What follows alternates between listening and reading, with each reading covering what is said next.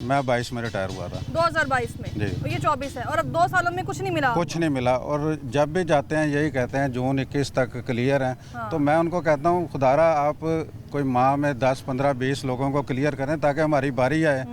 कोई वहाँ पे हिलजुल ही नहीं हो रही, हमारी बारी आगे कहाँ से आनी है। तो हम तो बिल्कुल मायूस हो गए हैं। तो हमारी अब इस वक्त घूमते वक्त से ही गुजारिश है कि बेल आउट पैकेज दे दें हुकूमत से तो ताकि गुजारिश है। हम लोग जब भी तनख्वाहों की बात करते हैं, इस मुद्दे को उठाते हैं तो कह दिया जाता है इदारा खसारे में है। इदारा खसारे में है? नहीं, ये सारे में तो नहीं आपने तो 38 साल काम किए हैं यहाँ पे। ये पिछले दिनों में तो इन्होंने प्रॉफिट शो किया हुआ था। अच्छा।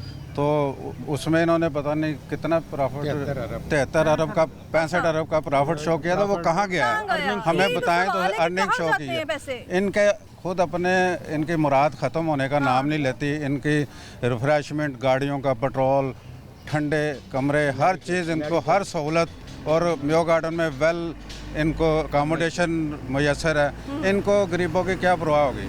इन्होंने तो गरीबों का जो थोड़ा बहुत उनका बेचारे की ज़िंदगी के चंद दिन है वो भी इन्होंने उनके। अच्छा, आपने इतने साल जो रेलवे में गुजारे हैं तो आपको इतने सालों में कभी लगा कि रेलवे जो इदारा है खसारे में है? नहीं, कभी नहीं लगा। हमें हर वक्त ड्यू टाइम पे पेमेंट भी मिलती रही है। या पिछले 3, 4, 5 साल से ऐसा इन्होंने कर दिया है, मुझे तो ये लगता है ये झूठ ही बोलते हैं। अच्छा। ऐसा कोई नज़र तो नहीं आता इनकी अपनी। जब देखें याशियाँ हुक्मरानों की देखें, इनकी देखें, अपनी तनख्वाहों का सिलसिला देखें, अपने टीए हर चीज़ इनको मिल रही है। अगर नहीं मिल रही तो गरीब आदमी को नहीं मिल रही। कितनी बार यहाँ पे चक्कर लगाए जाते हैं? यहाँ पे मैं वहाँ से आता हूँ। हमेशा ही देखा है हमने कि मैं रायवन रोड से आता हूँ यहाँ पे रोज़ाना। जब भी आता हूँ तो मेरा यहाँ पे आने का 400-500 का बाइक पे पेट्रोल लग जाता है। तो वहाँ से आके दूसरे तीसरे दिन मैं यहाँ पे आता हूँ। पहले पेट्रोल खर्चना है वो भी अब सस्ता नहीं रहा। जब आपने जॉब स्टार्ट की होगी 90 की दहाई में, तो उस वक्त तो अगर बात की जाए पेट्रोल भी सस्ता था, समझ आता था कि हमने जाना है जॉब पर। लेकिन अभी देखें ना हालात, बहुत बुरे हालात हैं। पेंशन के लिए इतना तो पेट्रोल आपने खर्च कर लिया होगा वाजबात के लिए। सही बात है, उससे ज़्यादा खर्च कर लिया, उससे ज़्यादा खर्च कर लिया 2 साल में। लेकिन फिर भी हमें उम्मीद है कि शायद कभी ना कभी मिल ही जाएँ।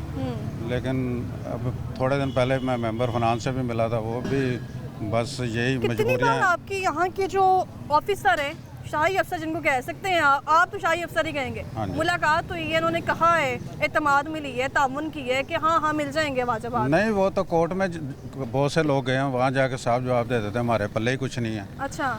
तो उसमें तो इनका चिट्टा जवाब है। सरकारी इदारा है जिसको फंड्स मिल रहे हैं, जिसको कायदा तौर पर प्रॉफिट मिल रहा है, उसके बावजूद ये कंडीशन है। ये कंडीशन है जो देने का नाम ही नहीं ले रहे। एक नहीं चीज़, बेवा के बेचारों के बेवा के चेक रुके हुए हैं या बेवा आई हुई हैं यहाँ पे। ये बुजुर्ग लोग हैं, किसी की मैरिज ग्रांट रुकी हुई है, हमारी तनख्वाहों से कट रहे हैं। हर महीने मैरिज 12, 13, 1400 रुपया हमारी तनख्वाह से कट रहे हैं। वो मैरिज ग्रांट की मद में जाना है, वो फेयरवेल सैलरी की मद में जाना है। 5-5 साल अभी तक आप में से किसी को मिली मैरिज ग्रांट? किसी को नहीं मिली। 5-5, 6-6 साल हो गए लोगों ने अप्लाई किया, किसी को नहीं मिली। फेयरवेल एक तनख्वाह इन्होंने इंट्रोड्यूस कराई थी, उसके एवज जो हमारी तनख्वाह में से बेनेवलेंट फंड के पैसे काट रहे हैं। अच्छा। वो भी किसी को नहीं मिली, 4-5 साल हो गए हैं। और बेवा के जो पहले कभी सुनते थे हम जब जॉब में थे, बेवा को कभी सिलाई मशीन कुछ ना कुछ मिल जाता था, कुछ भी नहीं मिल रहा। सब कुछ उन्होंने बंद करके बंद कर दिए।